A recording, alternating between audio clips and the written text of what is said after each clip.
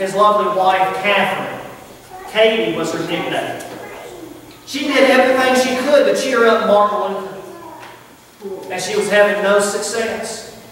And so finally she thought, here's what I'm going to do. She dressed in black clothes, like you'd wear to go to a funeral, and she went around the house mourning most of the day. Until finally Martin Luther said, "Who is dead?" And she said, "God."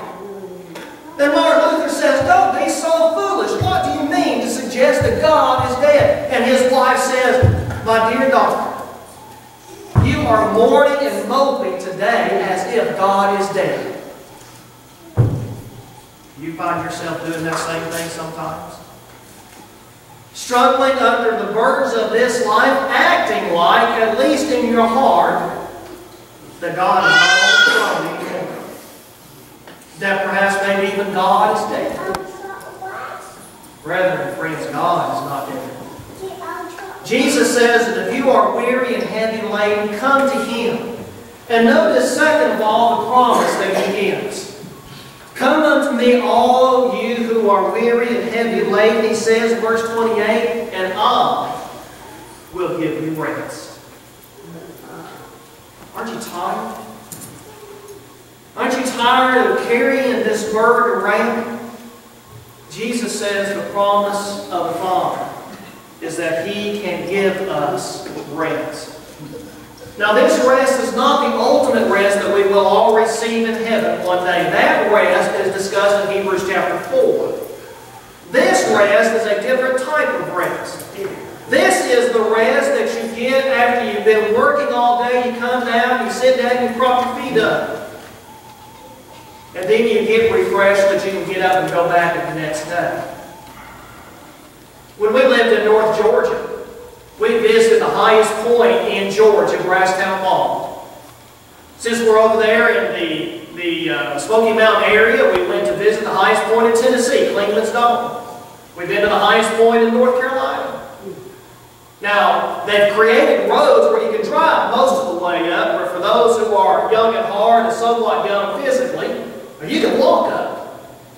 And then they put benches down periodically along the way where you can sit and rest before you start again. Jesus says, if you're burdened under whatever, come to Him. Spend some time with Jesus. And He'll give you the rest and refreshment you need to keep going. This is not the final rest. We know that because Jesus will go on to say we have to take up His yoke. This is a statue that was made by a Dutch sculptor named Thorvaldsen. He made the image of Jesus out of clay with his arms stretched out in a blessing. And he left it overnight so the clay could harden. But there came a rain that night, and the humidity caused the clay to soften. And the arms of Jesus dropped down by his side. When Thorvaldsen came back the next morning, he thought that his sculpture was ruined. But he stepped back and he took a look at it, and he got some inspiration.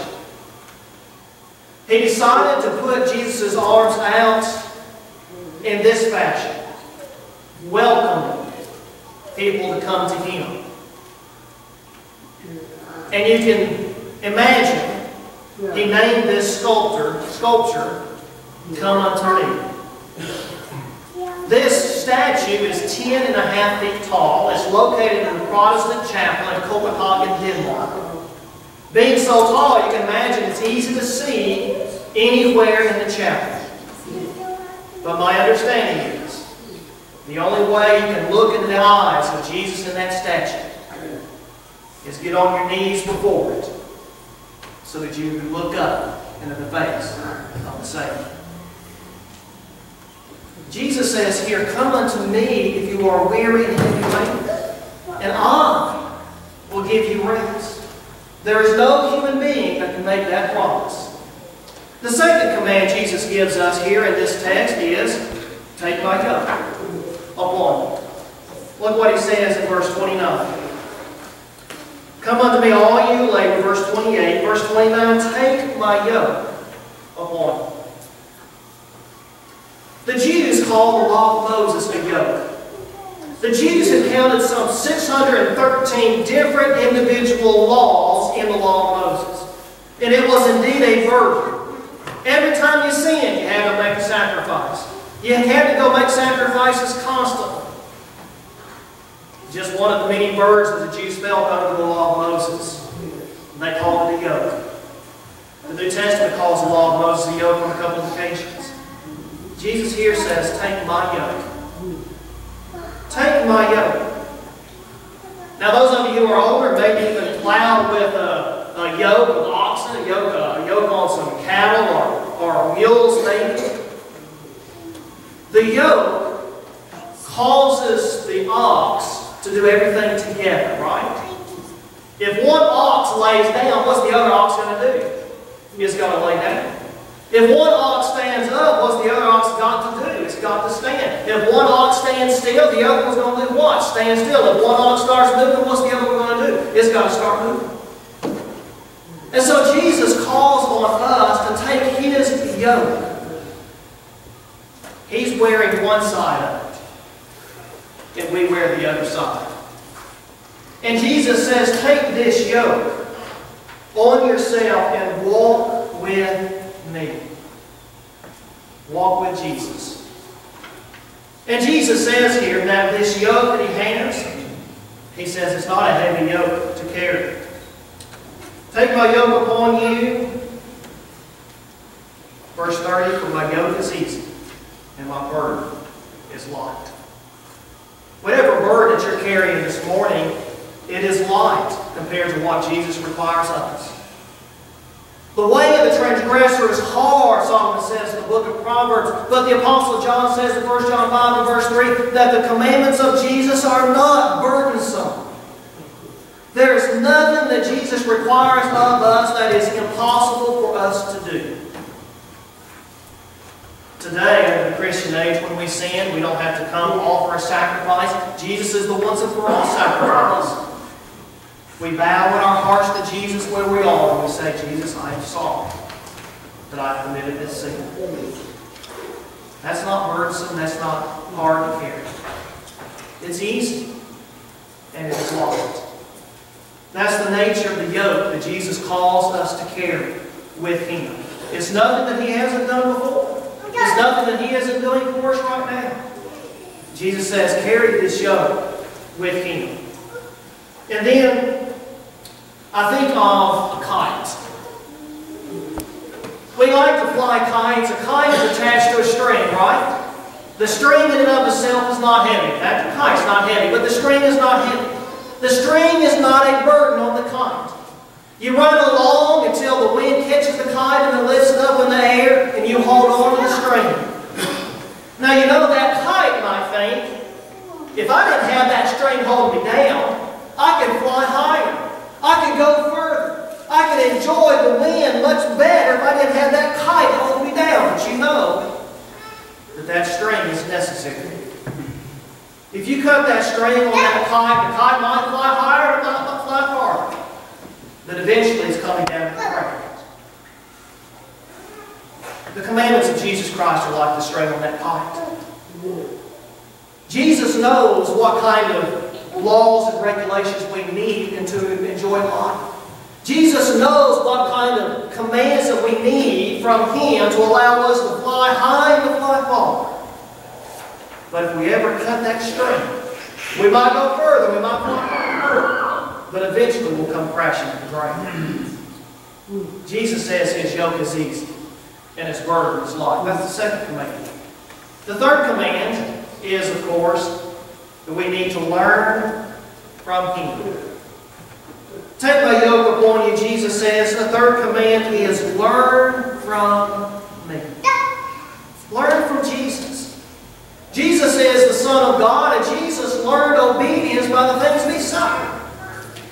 Jesus prayed in the Garden of Gethsemane, Father, take this burden off my shoulders. But if it's your will, help me carry it. Can we learn it from Jesus? Can we learn to approach God the Father with the same humble and gentle heart that Jesus had? Can we respond to God as Jesus did? The Apostle Paul says on several occasions, and Peter also, that we need to learn from Jesus. Ephesians chapter 4 and verse 20. Philippians chapter 2 and verse 5. Have this humble mind in yourself which you saw in Jesus Christ. 1 Peter 2 and verse 21. Jesus left us an example that we might follow in His footsteps. You know that word example there in the original language in the Greek means underwriting. And we've got some children here in the audience who are preschool, and they've got writing tablets, and the letters of the alphabet are written with dotted lines up at the top of the page. And you probably used the same thing when you were little.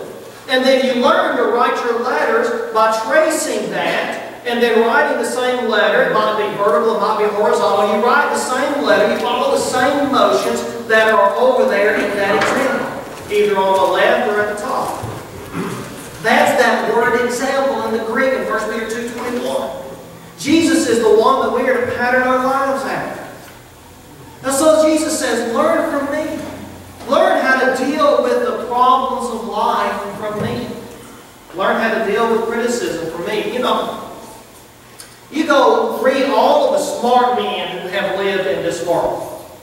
All of the moral teachers. All of the religious professors. All of the philosophers. And all of them will point to somebody else as the source of your answers. One of Socrates' students came to him and says, what can I do to be wise? And Socrates says, find a greater teacher.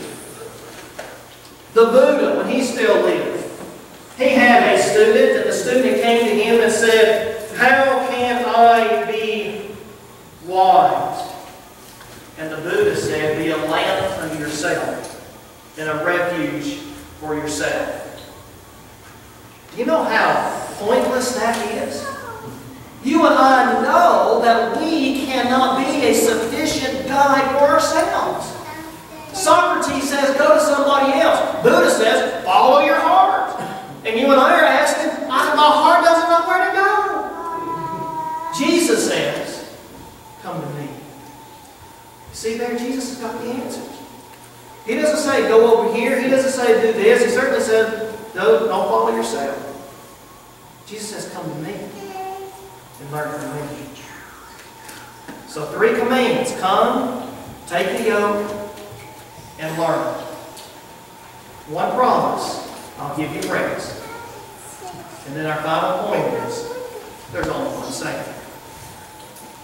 Jesus says, come unto me, all you who are weary and heavy laden, and I will give you rest. Take my yoke upon you and learn from me, for I am meek, gentle, and lowly in heart.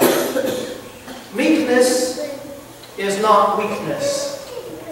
The world thinks that meekness is weakness. The world thinks that if you've got power under control, then it's because you're a coward. But that's not Jesus Christ.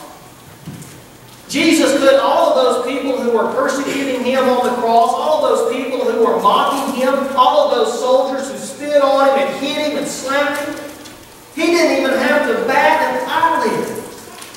And He could have wiped them out. He could have sent them all to hell. He had that power. But He had it under control. He knew that that's not what His Father would want Him to do. Jesus is gentle. And Jesus is lowly in heart. And so Jesus calls on us to come to Him with our burdens and allow Him to help us. And it takes gentleness and it takes humility to come to Jesus and say, I don't have the answers. I can't save myself. I realize that I cannot be good enough to go to heaven. We come to Jesus. We say, God, I don't have the strength to deal with these physical ailments that I'm having to